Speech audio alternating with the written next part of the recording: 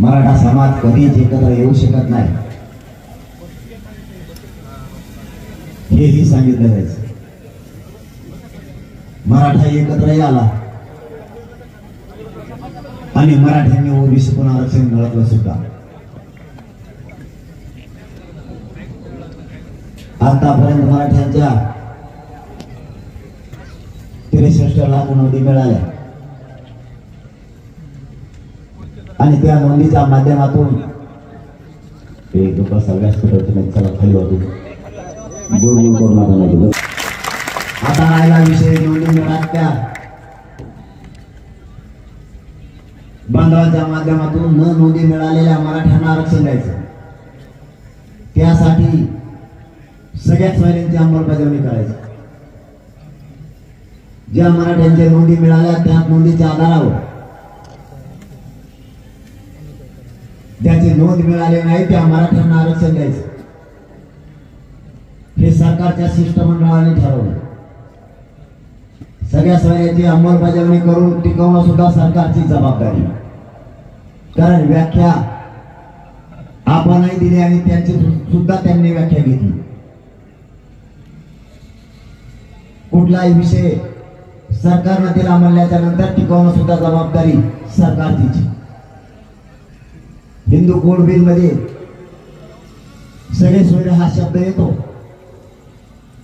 त्यामुळे त्यापासून महाराष्ट्रातल्या सगळ्याच मराठ्यांना घराघरातल्या सगळ्या सोयऱ्याच्या माध्यमातून 100% आरक्षण मिळू शकतं।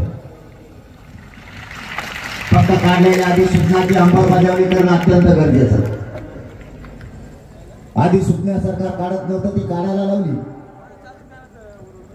मराठा मुंबईला धडकला आणि सरकारनं 3.5 महिन्यापासून जो घोळ घातला होता सगळ्या सोयऱ्यांची अंमलबजावणी द्यायची नाही म्हणून, शेवटी मराठे एकत्र आले आणि नाविलाजानं सरकारला अधिसूचना काढावी लागली।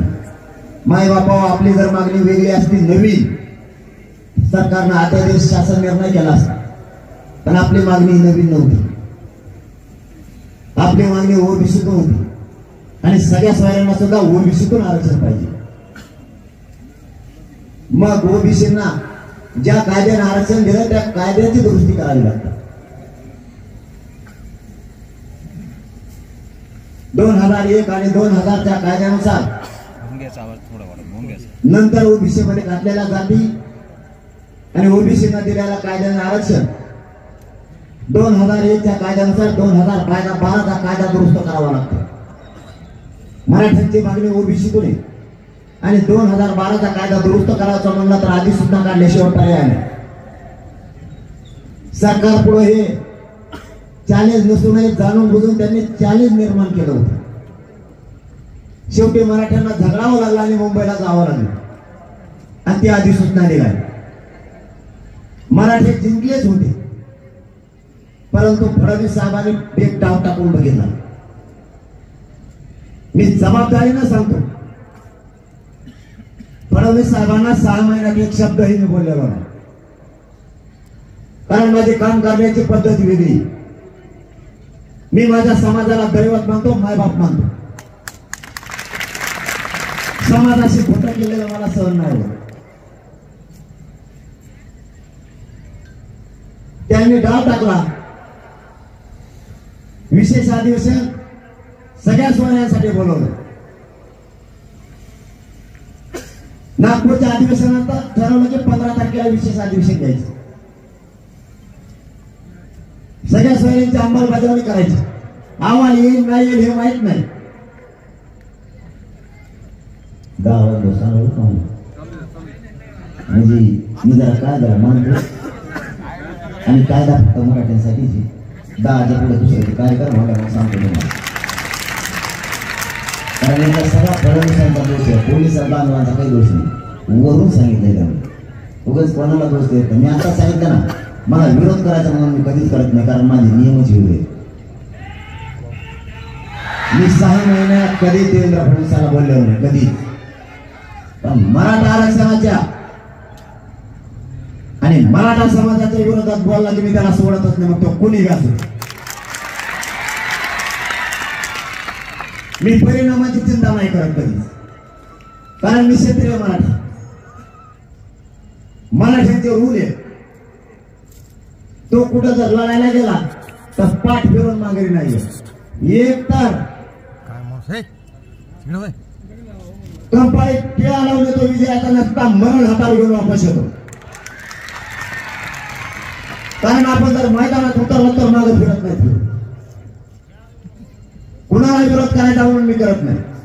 देवेंद्र फडणवीसांना बोलण्याची काहीच गरज नव्हती. त्यांनी डाव टाकला. विशेष अधिवेशन बोलवलं सगळ्या सोयऱ्यांसाठी आणि घाट घातला 10% आरक्षण देण्याचा. जे आरक्षण टिकणार नाहीये. 2018ला 13% आरक्षण दिलं तेही 1 वर्षाच्या आत गेलं. माझा मराठा समाज खूप भोळा आहे. विश्वास टाकतो, विश्वास ठेवतो. 2018ला दिलेलं आरक्षण समाजाला वाटलं खूप वर्षानंतर, दशकानंतर मिळाले. आपले लेकरं मोठे होती, मराठ्यांनी स्वीकारलं आणि राज्यात पुरा सुद्धा उदाहरण. मराठी कधीच कोणाचा उपकार ठेवत नाही. ते आरक्षण दिल्याबद्दल मराठ्यांनी 106 आमदार त्यांना निवडून दिले. मराठ्यांनी जागा त्यांचा उपकार फेडला.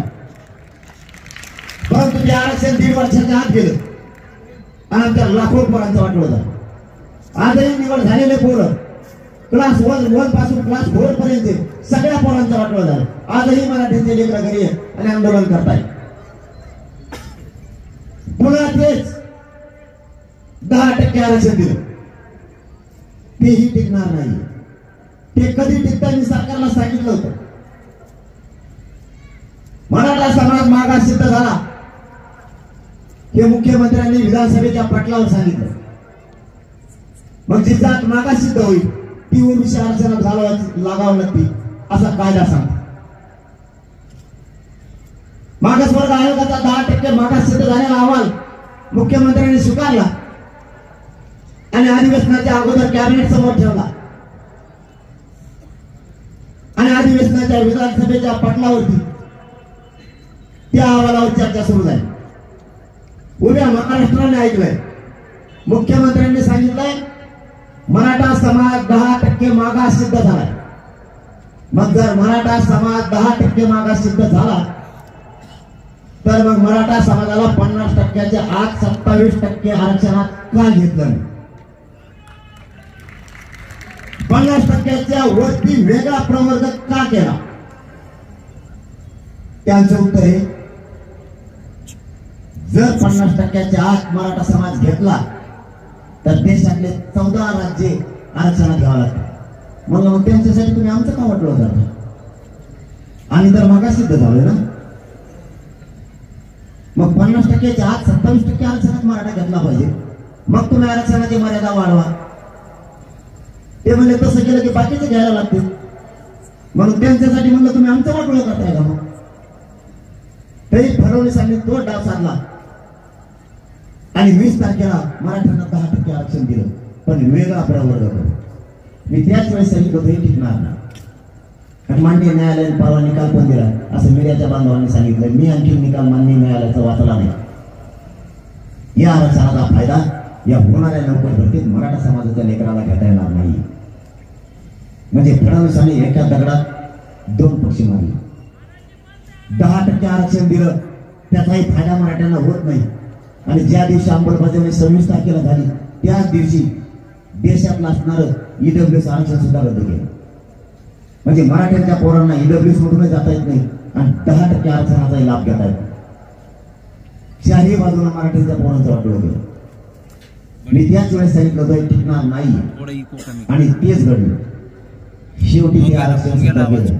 आता 3 आठवड्याची मान्य न्यायालयाने मुदत सरकारला दिली. आपलं म्हणणं सुप्रे साहेबांच्या समितीच्या अहवालानुसार आपण सादर करावं. त्यावर काय निकाल येणार आहे आजच मराठ्यांना कळून चुकले.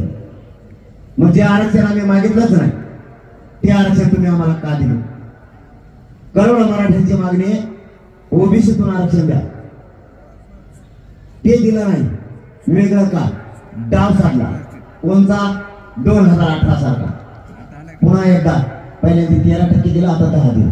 मायबाप मराठ्यांनो, मी अहमदपूरच्या बांधवांना एक प्रश्न आहे माझा, तुम्हाला प्रामाणिकपणाने विचार, लोकसंख्या वाढती का कमी होत असते? 2018ला 13% आरक्षण होतं, आता 2024ला 10%. मराठ्यांची लोकसंख्या कमी कसं झाली? आमच्या अमेरिकेत राहिले लोक काय नाही करता येईल? मागासवर्ग आयोगानं 28% लोकसंख्या दाखवली. मग कायदा सांगतो तो लोकसंख्येच्या प्रमाणात 50% आरक्षण दिलं पाहिजे, किमान 14% द्यायला पाहिजे. 10% ही कोणता गणित शास्त्रज्ञ आणलाय तुम्ही? 28%चा अर्ध 10% होते. कोणतंच नाही तुमच्याकडे, नुसती फसवणूक मराठीची. त्यांचा डाव 2018 सारखा निवडणुकीत डोळ्यासमोर ठेवून 24च्या निवडणुकीत मराठ्यांचा उपयोग करायचा म्हणून 10% आरक्षण दिलं. मराठ्यांचं नशीब इतकं बलवंत आहे, त्या निवडणुका याच्या आधीच हे आरक्षण उडत आलं. त्यामुळं मराठ्यांनी गुलाल उतरला नव्हता आणि त्यांचं स्वप्न होतं 2018 सारखा मराठ्यांनी गुलाल उतरावा. पण मराठी खूप चतुर आहे, पहिल्यांदा विश्वास ठेवला, दुसऱ्यांनी नाही भाऊ. आता नाही विश्वास ठेवणार, कारण वाटोळं आमच्या लेकरांचं झालंय, तुमच्या नाही. भोगतेत आमचे पोर, भाषा घेतल्यात आमच्या पोरांनी. 1% करून लेकरू आमचं घरी ठेवलं. बापाने बघितलेलं, आईनं बघितलेलं स्वप्न, त्याची राख रांगोळी आमच्याच झाली, तुमची नाही. त्यांना वाटलं गुलाब उधळती, मराठीने गुलाब उधळला नाही. मराठी शांत बघत राहील. मग त्यांनी एक आयडिया दिली, त्यांचेच 25 जण बोलले ते मुंबई.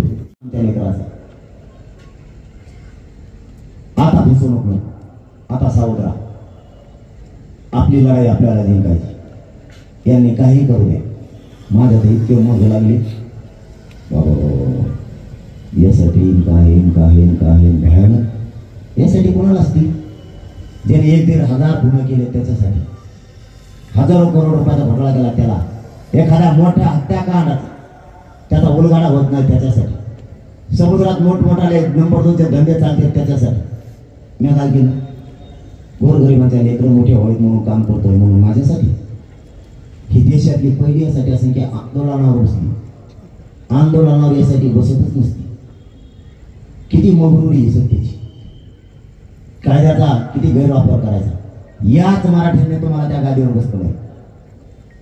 तुम्ही तिचा दुरुपयोग करायला लागला. सत्य तुम्हाला याच मराठ्यांनी बसवलेले विसरू नका. तुमच्या टांगेपट्टी करायला मराठी मी भेट नाही माय बापाव, यासाठी मी उद्या नाही त्याला काय नाही माझ्या भेट नाही. कारण एकाचाही रुपयात पठ्ठ्याने हात लावल्या नाही. या काही ठाणणारी मराठ्यांच्या पिंडे कोणाला हात लावल्या नाही. तुमच्या सतत मंत्रीमध्ये घेऊन जाईल मी, कारण त्यांनीच मला फोन केलेले. मी त्याचा स्टोऱ्या कोणी व्हायरल करून सगळ्यांना. एक टमराळामध्येच बोलत आहे ही गिरीश माझी. त्याला बोललो मी का रोज अंतरवडीत असे 5 टांगड्या करून बसायचं असं माझ्या गादीला चिटकून. आणि आता तिकडं जाऊन म्हणतो त्या जरांगे पाटलांचा आम्ही खूप लाड केला. काय लाड केला? तो कॉफी पाहिजे मला, तो पाळणा बसला मला, तो बघा दिला 2-3 बाऱ्या डबड सगळ्यातून यायचं. ते 15 रुपयाचा लाटातला बेल्टा घातला गेले ते वर उडी घ्यायचे असे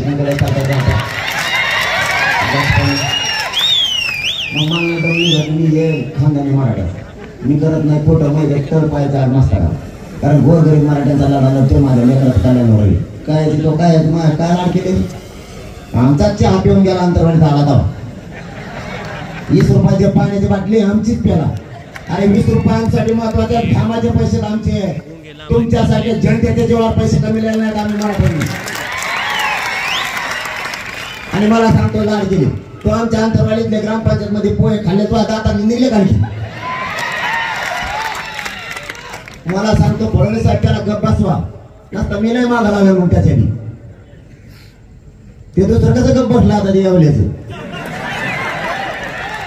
आयला ते घरपून गेलं का 7-8 दिवस झाले दिसा बरं बसला का पण हिमालय जाऊ गा. त्याला वाटलं असं बरं झालं जा तिकडे गेलाय, बरं झालं आपल्याकडे नाही. पण भाऊ तुला सुट्टी नाही, तुला मराठीत वाटलं गेलाय, तू नुसता मध्ये बोल, तू मध्ये बोलला की तुला वाजवलंच नाही. काही देणं घेणं नाही तरी अंगावर घेतात बरंच. फडणवीस साहेबांना काही गरज होती का? झाला असं उपोषण 17 दिवसाचं.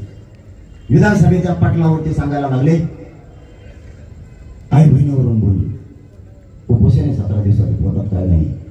तुम्हाला उपोषण काय फडणवीस साहेब नाही कळायचं. उपोषण काय हे जर बघायचं असलं ना, फडणवीस साहेब तुम्ही दुसरं काहीच करू नका, फक्त 8 दिवस माझ्या शेजारी येऊन असा उपोषण करा. तुम्हाला उपोषणाची फडणवीस साहेब मग किंमत कळत. उपोषण म्हणजे काय? कोण कोण कोण हवा ते तुमच्या, तुम्हाला मिळ सुद्धा नाही लागायचे. कोण कोण कोण साहेबांचा आवाज थोडा कमी करा. तुमची ढेरी पोटात चिटकलेली मै सुद्धा नाही व्हायची तुम्हाला. एकच शिर 8 दिवसात डॉक्टरला सापडणार नाही तुमची. मै सुद्धा डॉक्टरला सापडत नाही. उपोषण पडलं 10 डॉक्टर माझ्या हात चोळी घे, या गणबार हाडकालाच लावते शिर म्हणून. हात फुगल्यावर मध्ये उठली का बरोबर. तुम्हाला नाही कळायचं फडणवीस साहेब उपोषण म्हणजे काय. मला माहित नाही त्याच्यात काय बोललो का नाही बोललो, कारण त्याच्यात काय कळत नाही. ऑटोमॅटिक चिडीची होती. तरीही मी दिलगिरी व्यक्त केली माय बहिणीला बोललो असलो तर, कारण मी माय बहिणीचा सन्मान करतो, छत्रपतींचा विचार घेऊन चालतो. पण तुम्हाला मी बोलल्याला एवढं लागलं, तुमच्या घरातली ती आई बहीण आणि आमच्या राज्यातली ती आई बहीण नाही. हे तुमचा छत्रपतींचा विचार. बाळकत्व राज्याचं तुम्ही स्वीकारायचं. मायबाप म्हणून त्या राजगादीवर तुम्ही बसायचं. बोललो का नाही माहित नाही. बोललो तर तुमच्या घरातली ती आई होईल आणि आमची ती नाही. आंतरवालीच्या माता माऊलींच्या डोक्याच्या हणून हणून चिंधण्या केल्या. त्यावेळेस बाळी तुम्हाला फडणवीस साहेब नाही दिसली का? आमच्या आईच्या पोटात छातीत गोळ्या गेल्या. त्यावेळेस फडणवीस साहेब तुम्हाला आई नाही दिसली का? तुमची ती आई आणि आमची ती कोणीच नाही. मराठ्यांना इज्जत नाही काय? राज्यात आमची काहीच प्रतिष्ठा नाही. एका 9 वर्षाच्या मुलीच्या त्या लेकराच्या पायात गोळी शिरली. ती गोळी काढताना 1.5 लिटर त्या लेकराच्या पायात पाणी निघालं. फडणवीस साहेब त्यावेळेस तुम्हाला ती आई बहीण नाही दिसली का? तुमची ती आई बहीण आणि दुसऱ्याची ती नाही. आमच्या अंतरवालीच्या माता माऊलींचे डोक्यात बंदुकीचे दस्ते घालून तिच्या डोक्याच्या चिंधण्या केल्या. त्यावेळेस नाही का तिची तुम्हाला आई बहीण? तुम्हाला बोलल्याला अख्खा अधिवेशन अंगावर घेतलं. दिवसभर अधिवेशनात एका चर्चा मराठ्यांच्या आई बहिणीवरती हल्ला झाला आणि मराठ्यांचे हरामखोर मंत्री आणि आमदार मराठ्यांच्या बाजूने बोलायचे तर पक्षाच्या बाजूने बोलायला लागले. अरे कुळप्पा फिरताल. या जातीने तुम्हाला मोठं केलाय. मी जातीसाठी भांडतोय. त्यात मराठ्यांचे आमदार आणि मंत्री सुद्धा आरक्षण घेणार आहेत. गोरगरिबांचे लेकर अधिकारी झाले पाहिजेत. आमचा अधिकाऱ्यांचा टक्का कमी झालाय म्हणून जीवाची बाजी लावून लढतोय. आपल्या आई बहिणीवर हल्ला झाला त्यावेळेस तुमचे काय तोंड शिवले होते का? आज तुमच्या नेत्याला बोललो तर तुम्ही नेत्याला बाप मानायला लागलात. तुम्ही जातीला बाप मानायला पाहिजे, कारण तुम्हाला जातीला मोठं केलंय. आजही अंतरवालीच्या पोरांच्या छातीत गोळ्यात लीलावती हॉस्पिटलला द्यायला नेलाय. नाही निघाले. त्यात फडणवीस साहेबांना नाही का मायबाप लेकर दिसले. स्वतःची मात्र आई आणि दुसऱ्याच्या आईच्या डोक्याच्या चिंधण्या करायच्या. हेच राज्य चालवता काय तुम्ही? छत्रपतींचे विचार मला शिकवणार आणि तुम्ही फक्त आमच्या मताच्या जीवात जोगवा मागणार. आता नाही. तुमची मस्ती किती आहे आम्ही बघतो, जरा थांबा. आमच्या एका आजीच्या गुडघ्यात गोळी शिरली. पहिल्यासारखं कर ना बाबा. अशा 30 ते 35 माता लावल्यात. आजही त्या बाजार झोपल्यात. नाही शेतात जातायत तिला, त्यात फडणवीसांना नाही काही दिसली. 350 पोरांनी आत्महत्या केल्या.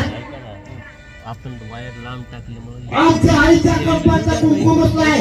करा ना. फडणवीस साहेब, त्यात नाही काही दिसत तुम्हाला. ते लेकर उड्यावर पडलेत, तिच्या पाठीशी नाही राहिलं कोणी. इको नको. तुम्ही आरक्षण दिलं असता तर त्या आत्महत्या नसत्या झाल्या.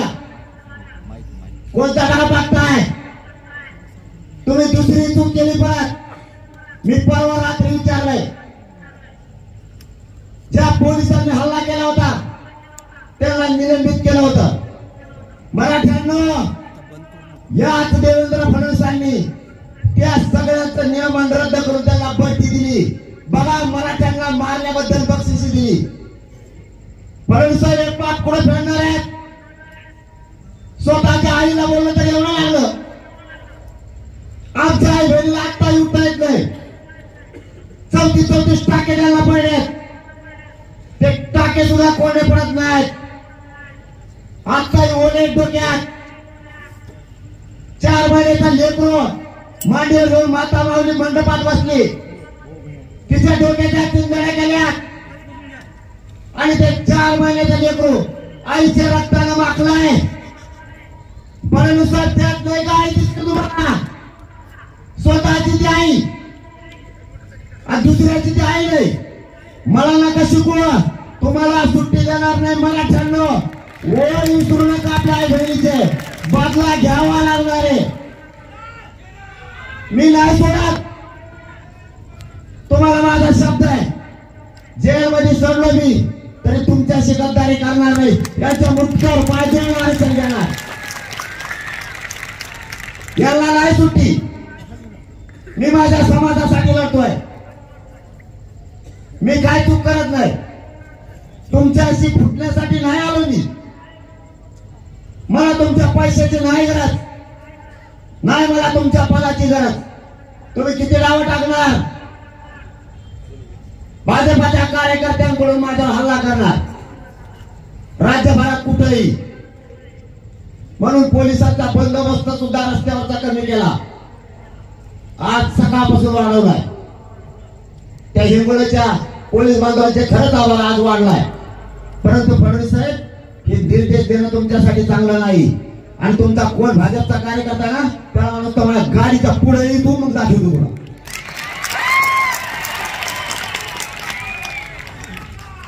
मला नाही गरज तुमच्या संरक्षणाची. माझा समाज माझं रक्षण करायला समर्थ आहे. डाव टाकायचे बंद करा. तुम्ही आडवं येऊ नका. पुन्हा या अहमदपूर म्हणून जाहीरपणाने सांगतो, तुमचं आणि आमचं शत्रुत्व नाहीये. राजकारण माझा मार्ग नाही. मला राजकारणाचं देणं घेणं नाहीये. माझा आणि माझ्या समाजाचा एकच उद्देश आहे, आमचं आरक्षण आम्हाला द्या. तिकडे निवडून येणं उलटे पालटे पडा. आम्हाला नाही ते केशी देणं घेणं. माझा सरळ हेतू आहे आणि माझ्या समाजाचा सुद्धा. आम्हाला आमचे लेकर मोठे करायचे, राज्यापासून केंद्रापर्यंत अधिकारी झालेले बघायचे. तेवढं स्वप्न घेऊन आज 7 महिने झाला रस्त्यावरती मी. माझं कुटुंब बाजूला सारलंय आणि माझ्या समाजाला मी मायबाप मानलंय. आजही माझ्या उंबऱ्याला नाही शिवलं. माझं कुटुंब कुठे मला माहित नाही. आणखी सुद्धा मी झुंज माझ्या गोरगरीब मराठीचे लेकर मोठे हळद म्हणून उभा केली. मी मरायला नाही. या समाजाला मी मायबाप मानलंय. यांच्याशी गद्दारी करणारी फायदाच माझी नाहीये. आणि या समाजाने मला माया कमी नाही केली. माझ्या आई बापाची एकही दिवस मला आठवण या समाजाने येऊ दिली नाही. इतकी माया माझ्यावरती केली. मला तुमच्या कशाशी देणं घेणं नाहीये सरकारच्या. मला आरक्षण पाहिजे. तुम्ही आडव्यात फडणवीस साहेब आणखी तरी शिरू नका. तुम्ही गलत माणसाला खेळलाय. तुम्ही माझ्या नादाला लागू नका. माझ्या नादाला लागलं की मी सरळ केल्याशिवाय सोडत नाही. कारण मी आतापर्यंत तुमच्या विरोधात काहीच बोललो नव्हतो.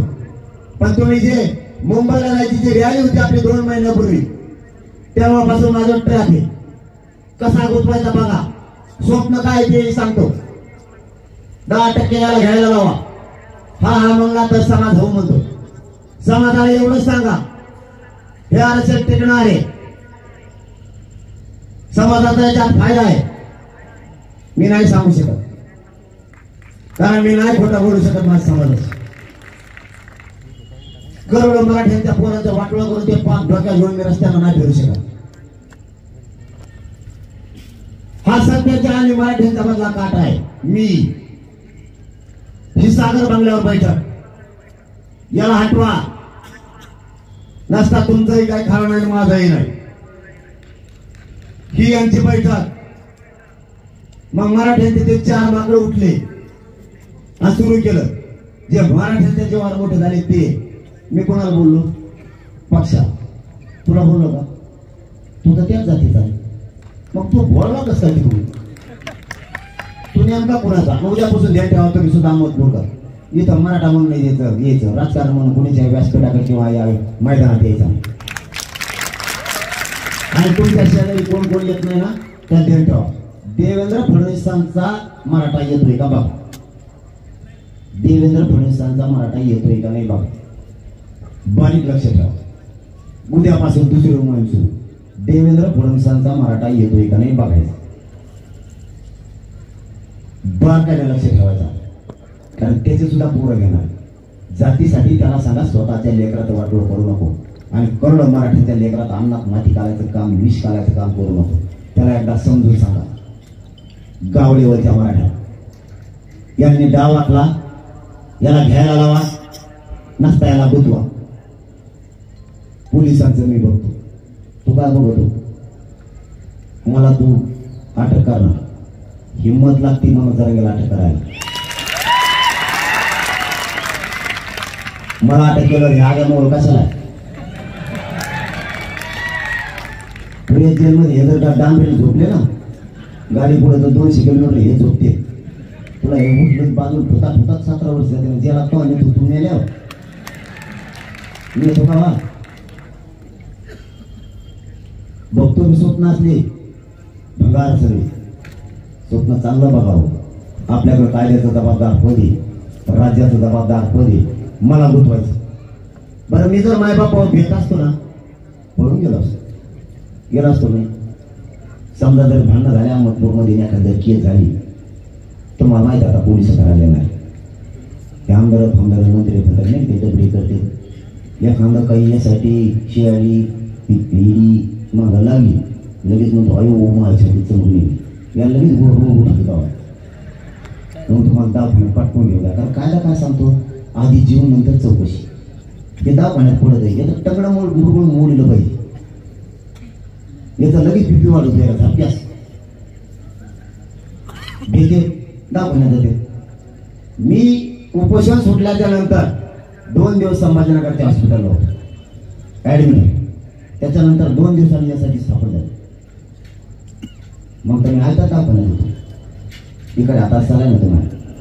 डॉक्टर मला भाऊ यासाठी नेमले माझ्या विरोधात 100% मला मध्ये टाकणार आहे. इकडे 7-8 सालांनी पोचले आता. आणि कोमात गेलो म्हणून सांग. मला माहीत झाली माझ्या चौकशी येणार आहे. त्याच दिवशी सालांनी तोडून टाक. डॉक्टर म्हणून काळी गाभातो मला अंतरवाडी जाईल. अंतरवाडीत जाऊन बसलो. आणखी नाही ना कोणकड हिंडी काय नाही. माझं काय नाही. मी कोणालाच हात नाही लावला. माझ्या पाठीशी कोण आहे तुम्हाला बघायचंय? ह्यो समाज आहे. करोडो माझ्या पाठी. तुम्हाला काहीच सापडू शकत नाही. त्याच्यात काही गप्पा हल्ले काहीच होणार नाही. फक्त प्रामाणिक लढा आहे. आणि माझ्या समाजावर माझी निष्ठा आहे. मी नाही फुटत आणि यांना मॅनेज होत नाही आणि फुटत नाही. सगळ्यात मोठं होतं म्हणून त्यांचं ती हटणार की नाही. आणि त्यांचं तेच म्हणणं आहे ह्यो सत्याच्या मधला काटा. म्हणलं तर ठीक आहे, तुला बळी घ्यायचा ना माझा, आणि चल म्हणलं मी चल सागर बंगला. चल निघालो. गेलो तिकडून लगेच म्हणतो या सागर बंगला उघडा आहे, सरकारी बंगला आहे, तुमचं स्वागत आहे. आणि मी आताच केलं नव्हतं. गेलो घेते का वडलो कम नाही उडले. साहेब तुम्हाला नाही कळायचं गोरगरिबांची काय तर म्हणे. तुम्ही किती खालच्या थराला जावं याला सुद्धा मर्यादा आहे. काल तुम्ही वाघोलीतल्या त्या माता माऊलीवर गुन्हे दाखल केले आणि आईची बहिणीची भाषा आम्हाला शिकवता. काय नियत आहे तुमची? तुम्हाला सुट्टी नाही फडणवीस साहेब. मराठ्यांना तुम्हाला सांगतो, आई बहिणीचे आपले ओळ विसरू नका. जागे व्हा आणि सावध व्हा. देवेंद्र फडणवीसांच्या मराठ्यांना सांगतो, तुमच्या आई लेकराचं वाटोळं तुम्ही करू नका. पक्ष मोठा मानू नका, नेता मोठा मानू नका. जातीला मोठा माना आणि मराठ्यांचे लेकर मोठे करू लागा. मग तुम्हाला राजकारण करायचं तर करा. विनाकारण मराठ्यांना अंगावर घेऊ नका, मराठ्यांची लाट अंगावर घेऊ नका. माझी मराठ्यांना शेवटी जाता जाता विनंती, सगळे सावध राहा, बेसावध कोणी राहू नका. जर फडणवीसांनी अशीच दहशत आणि दडपशाही जर सुरू ठेवली, जर सत्तेचा आणि कायद्याचा गैरवापर करून हाक दिली होती, त्यावेळेस आलीच गावाची गाव झाडून पुसून माता मावल्यांसह बाहेर निघायचे स्वतःच्या लेकरासाठी. आता 4 नाही 5 ते 6 करोड मराठा देशातून एकत्र येणार आहे. जगात अशी शक्ती कोणी बघितली नसल. इतक्या ताकदीने मराठी आता एकत्र या. आपण 901 बघतोय सध्या. 901 मध्ये मराठ्यांची जगातली सगळ्यात मोठी रेकॉर्ड ब्रेक सभा होणार आहे. आता सुट्टी नाही. काही झालं तरी कोणीच मागे सांगायचं नाही. आता आजपासून सावध राहा, आजपासून जागे व्हा. गावाची गावं पिंजून काढा, आपल्या बांधवांना जागृत करा. आपले लेकर मोठे करायचे. सगळ्या सोयऱ्यांची अंमलबजावणी झाली, आपल्या सगळ्यांचं कल्याण झालं. याच्यात राजकारणी मराठा सुद्धा आरक्षण घेणार आहे, नोकरदार मराठा सुद्धा, व्यावसायिक मराठा, शेतकरी मराठा, कष्टकरी मराठा, सगळेच करोडो मराठी आरक्षण घेणार आहे. म्हणून हा जातीचा मुद्दा बनवून बघा. जातीची अस्मिता महत्वाची आहे. जात आणि जातीचे लेकर टिकले पाहिजे यासाठी प्रयत्न करा. तुम्हालाही सांगतो, तुमच्या डोळ्यासमोर लेकर ठेवा, राजकारणी ठेवू नका. तुमचे लेकर मोठं करण्याच्या मागे लागा. अशी संधी घालू नका. अशी संधी पुन्हा येणार नाही. या संधीचं सोनं करा. मी तुम्हाला जाता जाता शब्द देतोय, माझा जीव जरी गेला तरी मराठ्यांच्या लेकराच्या डोक्यावर ओबीसीतून आरक्षण घेऊन गुलाल टाकल्याशिवाय एक इंचाही मागे सरकार नाही. शब्द तुम्हाला देतो आणि थांबतो. जय हिंद, जय शिव.